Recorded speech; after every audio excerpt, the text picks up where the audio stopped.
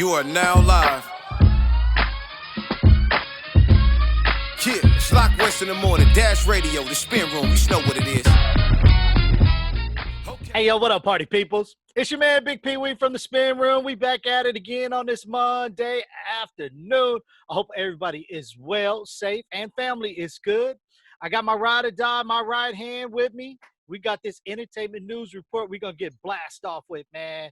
Big Les, what it do? Wonder Twin powers activate. Hey. Mr. and Mrs. Magoo, let's get it.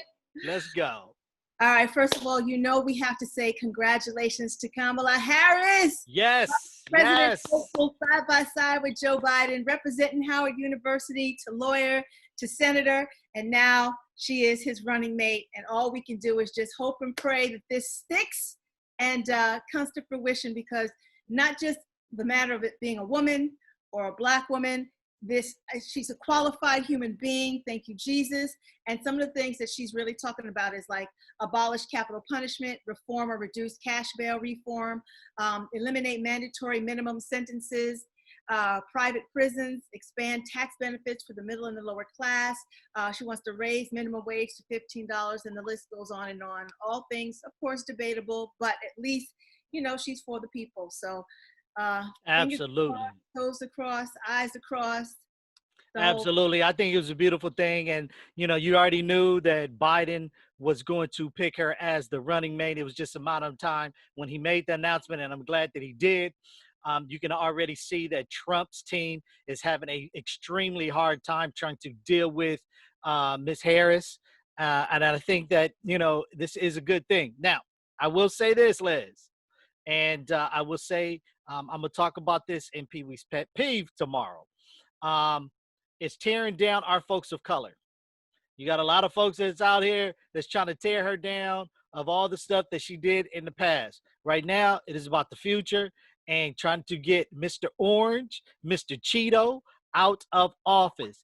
And at the end of the day, I say this. Who would you rather have? That's all I got to say. Who would you rather have? You guys are trying to tear her down, but who would you rather have? That's all I'm going to say. I just hate that people are saying, well, she's not really African-American, or she's not really Black. I can't stand it.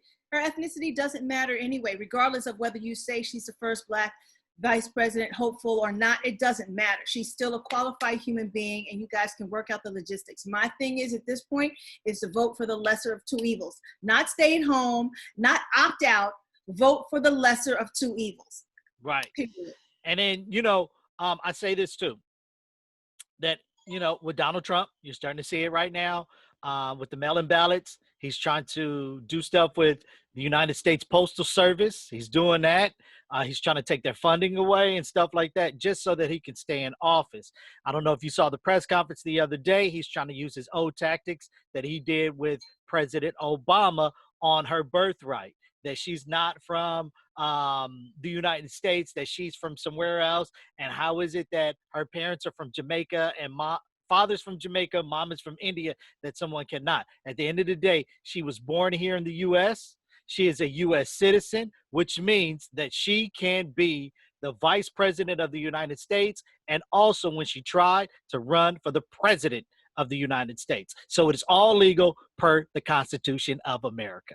You know what will be the blessing and the caveat is once, and I don't wish any harm on anybody, but once her and Biden win, and God forbid something happens to Joe Biden, and by default she becomes president. Right.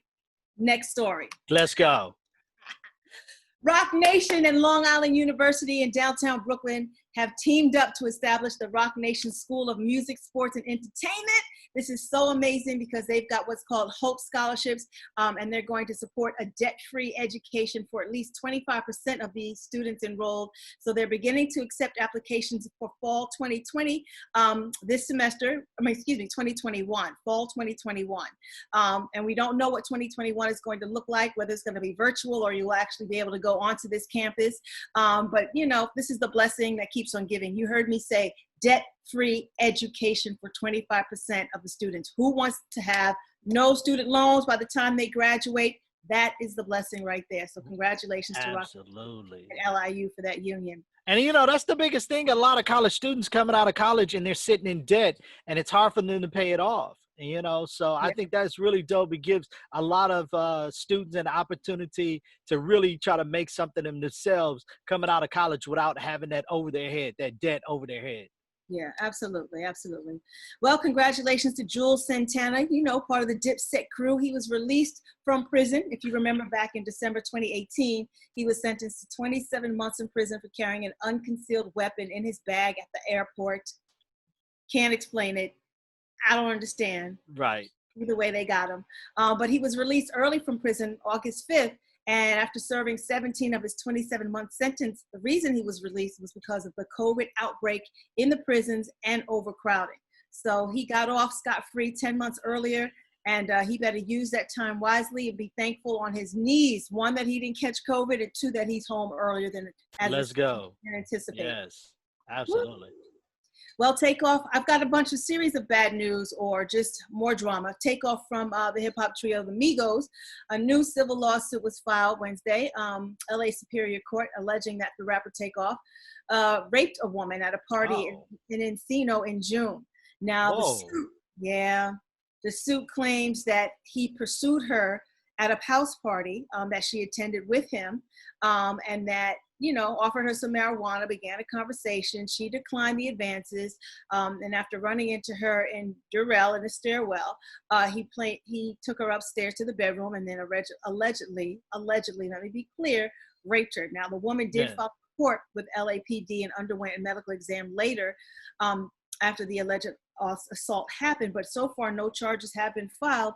The suit does say alleged sexual battery, assault, gender violence, amongst other claims. So I don't understand, with all the stories that we have heard a million times before, how men continue to put themselves in this situation. I mean, I get the power of the P is powerful, but you know, you're a target being a man, you're a target being a celebrity.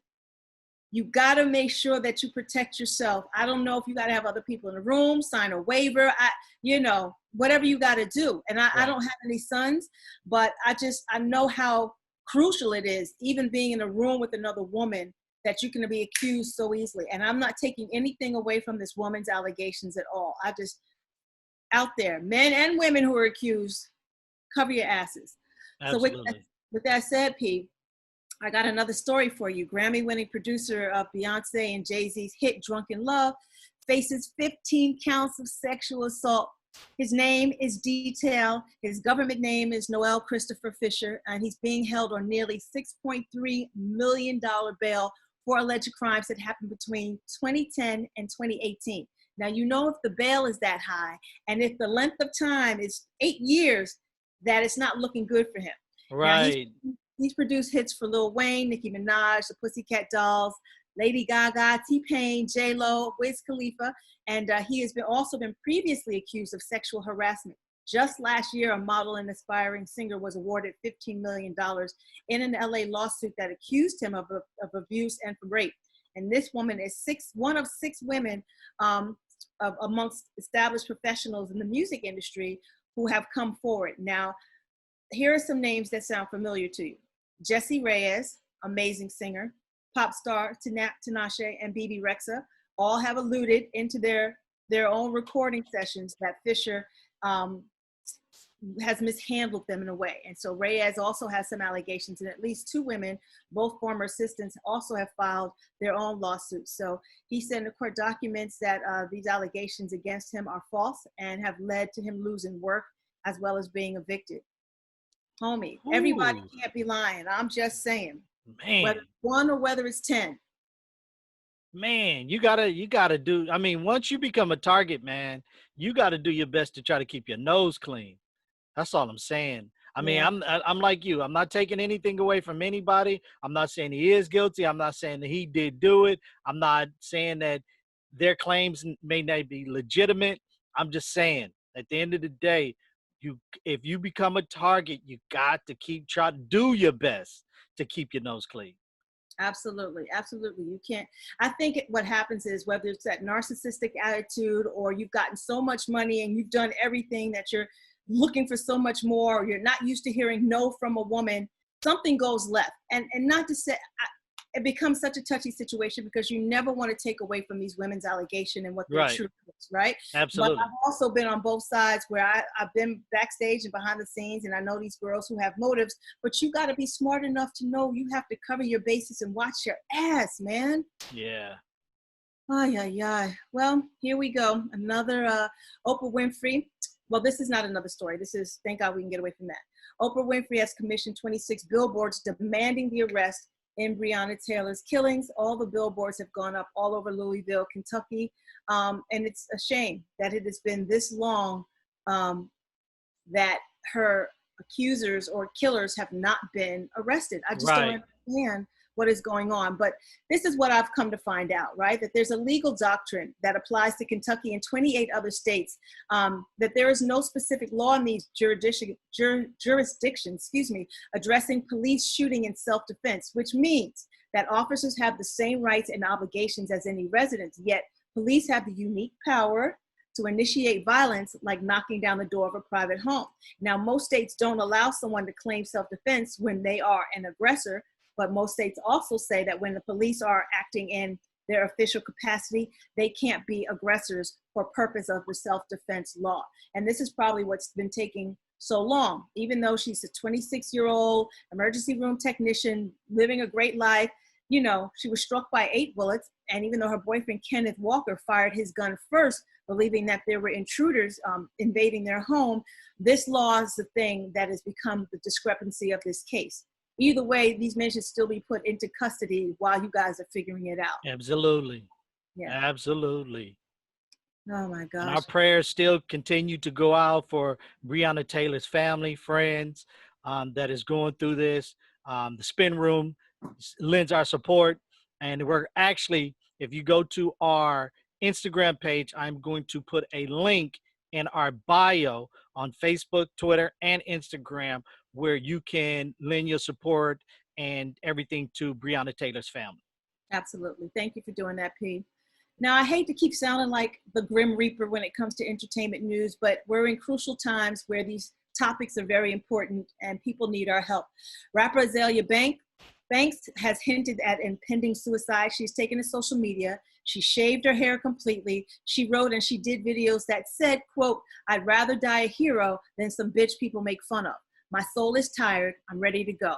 Yeah, I think I'm done here.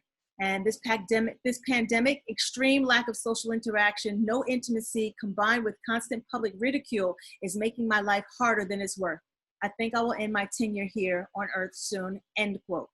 And it just breaks my heart that whatever she's going through alone and feeling ridiculed or by herself, that she doesn't feel she doesn't have other options. And with that said, P, I want to also mention actor Lakeith Stanfield of the hit TV show Atlanta and the movie Get Out.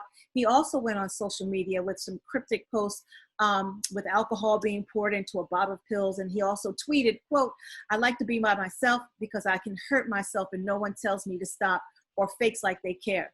He's like, reality is boring and moves too slow and no one is trustworthy. And then another photo showed up, apparently, you know, hand holding the pill bottle and stuff, and him going bottoms up, quote, end quote. But he's since deleted them on his Twitter and social media pages. And it just breaks my heart across the board.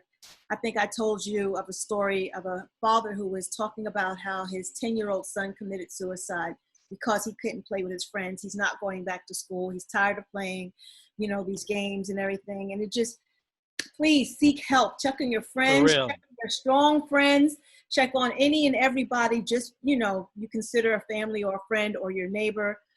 Everybody needs help during this time. Absolutely. And I think that's I say this, and me and you, Les, we talk about this all the time.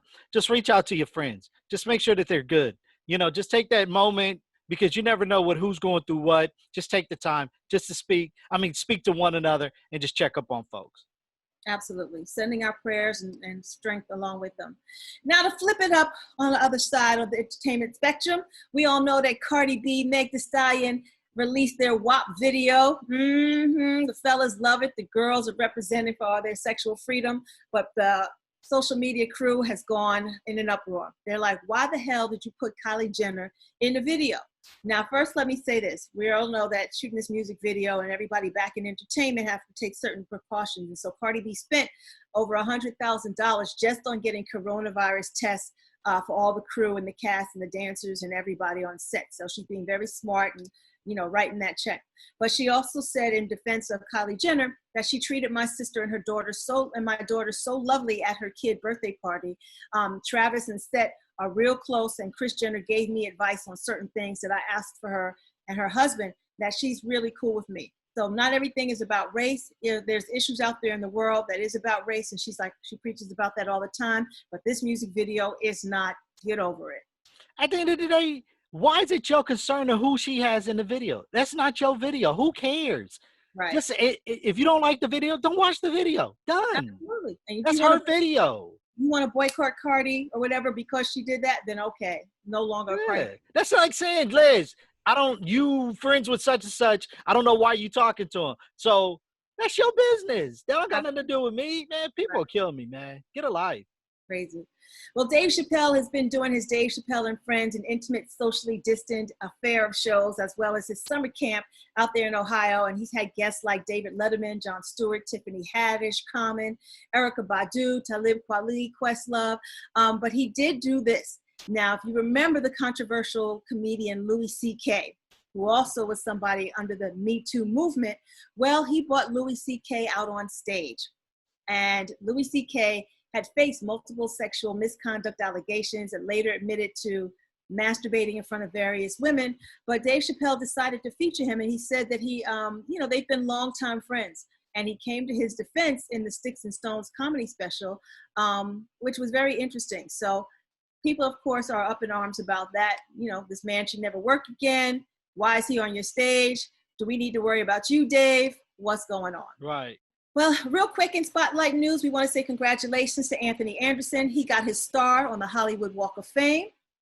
We want to say congratulations to Chrissy Teigen. She is pregnant again with baby number 3, so congratulations to her and John Legend. I hope you've heard So Done, the collaboration between Alicia Keys and Khalid. It's really, really dope, and it's based on a system of racism that makes Black lives unworthy. And finally, Orange County Board of Supervisors officials have made August 24th Kobe Bryant Day. His birthday is August 23rd, but because he wore number 8 and number 24 and lived in Newport Beach, Orange County represented by giving August 24th Kobe Bryant Day. And that's it for your entertainment news. Don't forget, ladies and gentlemen, subscribe below. All right, man. To the Spin Room, click on the bell because we always have new episodes, new interviews that are always popping up. Monday through Friday, we're on all platform podcasts, Google, Apple, Spotify, you name it, we're on it. Just subscribe and follow us and share. We truly appreciate it. That's the Entertainment Report with my girl, Big Liz. I'll be your man, Bigg Pwee. We are the Spin Room. You guys have a wonderful and blessed day, and we see you on Tuesday. All right? Peace. Yeah, you are now live